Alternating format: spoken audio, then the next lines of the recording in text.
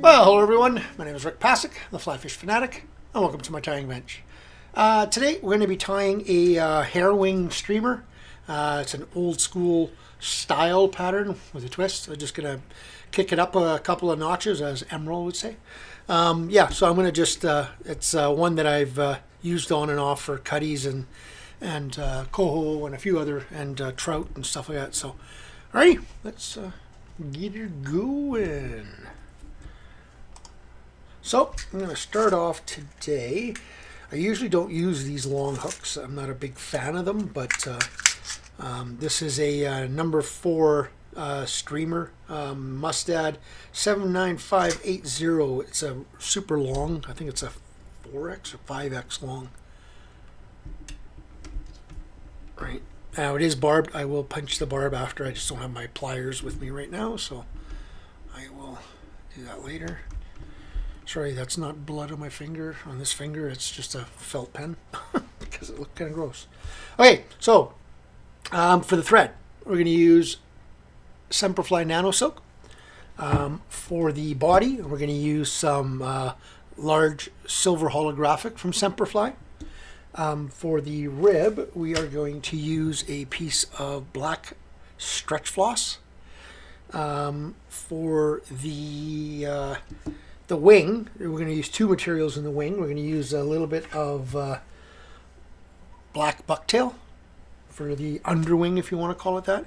And then just a few, 4 or 5 strands of this blue, dyed blue Lady Amhurst feather. And then for the collar, we're going to use this dyed silver Dr. Blue Grizzly Hackle. Okay? So, let's go.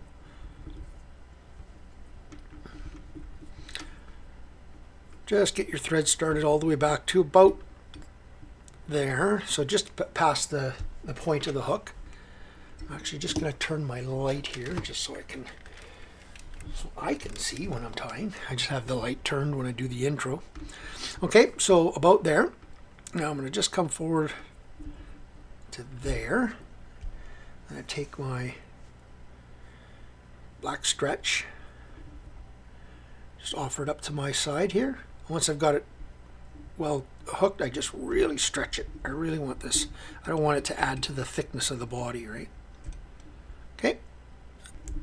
Then I'm going to take a piece of the silver hollow tinsel. I have a piece long enough. Nope, I have to cut a new one.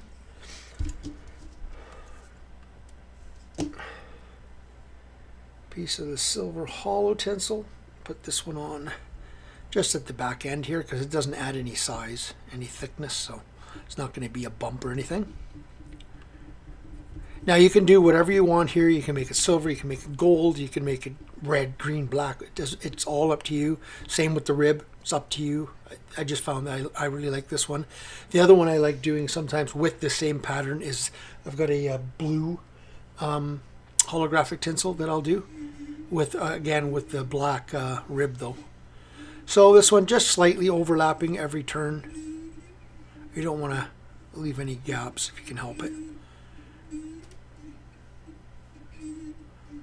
Now you can do this in 2 ways. I'm not gonna do it today, but you can at the end of this section here, after this and the rib, you can coat it with some UV resin. I'm not gonna, like I said, I'm not gonna in this tying video, but I'll just lock that down, hold that back, make sure it's locked in really well. Give that a cut. Now I'm going to take my stretch floss and I'm going to go the other direction. Just helps hold that hollow tinsel down as well. Just doing an opposite rib. Oh, let it go. Do that again.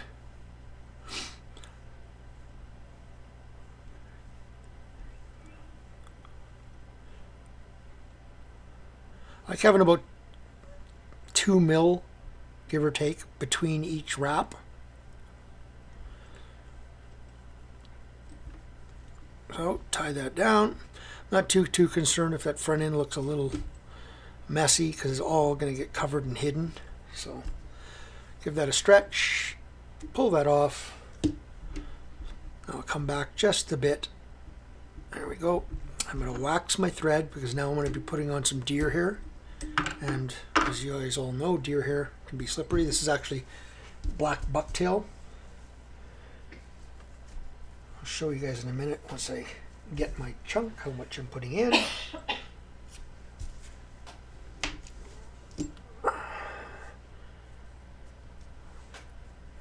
Get rid of my underfluff, so about that much is what I'm putting in, not a ton.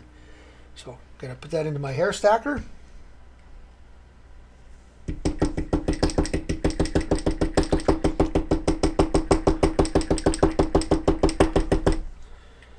Get those tips lined up. Just make sure that if there is any under fur, get it out of there. I want this about just so the tips just go past that bend. So about like that. I don't want it much past that bend. And then I'm going to tie this right down, right up to the eye.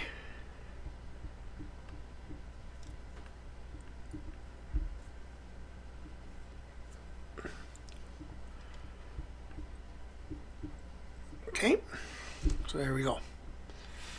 Okay, it's like I said, it's not a lot. If there's any real weird stragglers like this one, I'm just going to pull it out of there. So now I'll take a little bit of that Lady Amhurst. And I like, you can see in these Lady Amhurst, there's black and darker blue, black, and then blue, black, light blue and black.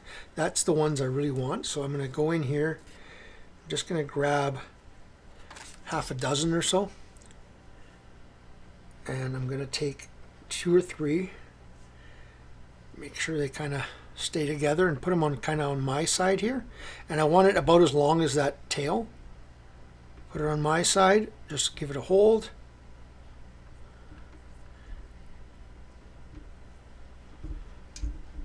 Okay, then I'll grab another 2 or 3. Same thing, but this time on your side. And there is a bit of a natural curve to these, so I'm just going to hold that right about there. Okay, and then a couple more just for the top.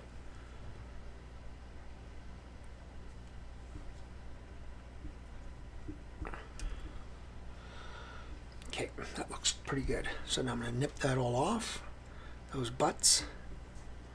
Tie those butts down. I'm going to, again, just give it a little bit of wax to my thread just to help get those butts tied down nice and tight.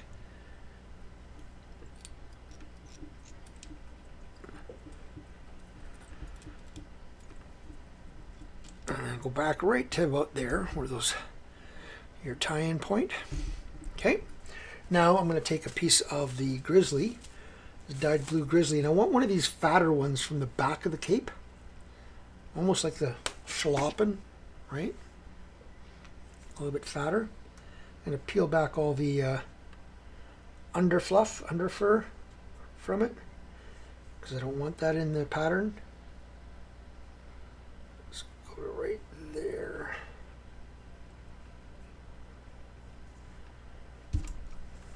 Okay, so just peel that back, and I'm going to make sure there's a shiny side or more colored side. I want that facing out, facing me. I'm just going to tie in that butt. Push that butt backwards and tie over top of it. And just know that way it's locked in.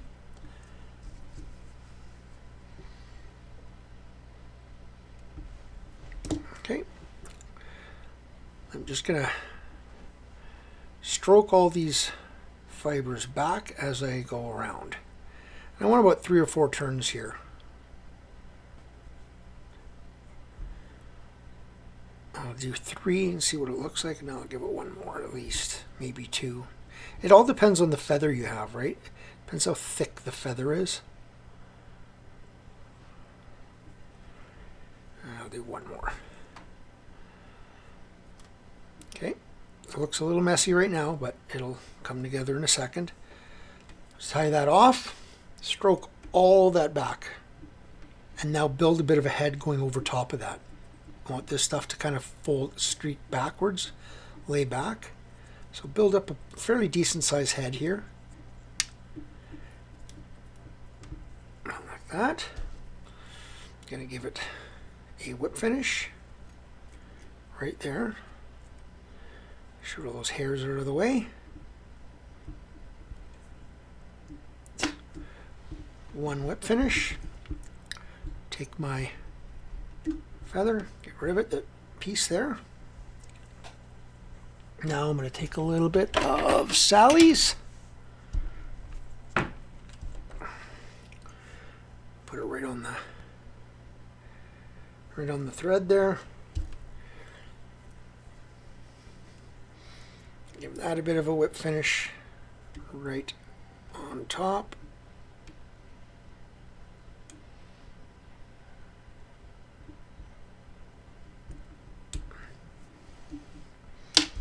Looks like I just caught one or two of those little feathers, which is fine. I'll just stroke everything back but those out of the way and just give them just a quick little melt.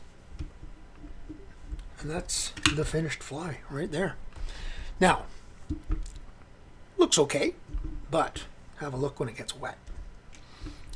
Just gonna give this pull this out and give this a lick.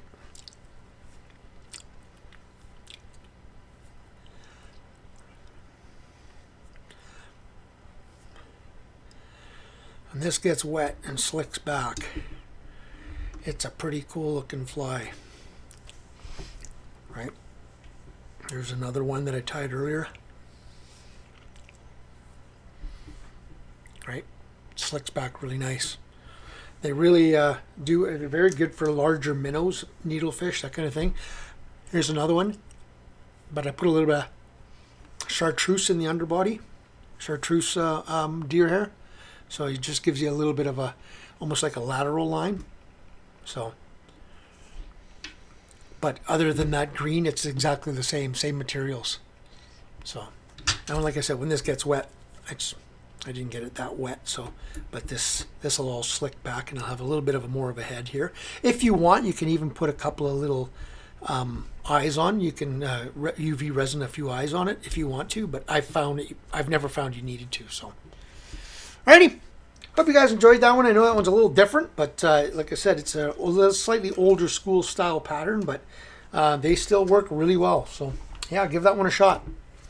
If you've subscribed, thank you. If you have not, consider doing so. We're going to have a giveaway coming fairly soon. I know I keep saying that, but we're inching closer and closer to that 2,000. And in the meantime, it's just giving me more time to get more gifts. So alrighty, we'll talk to you guys soon. Tie lines.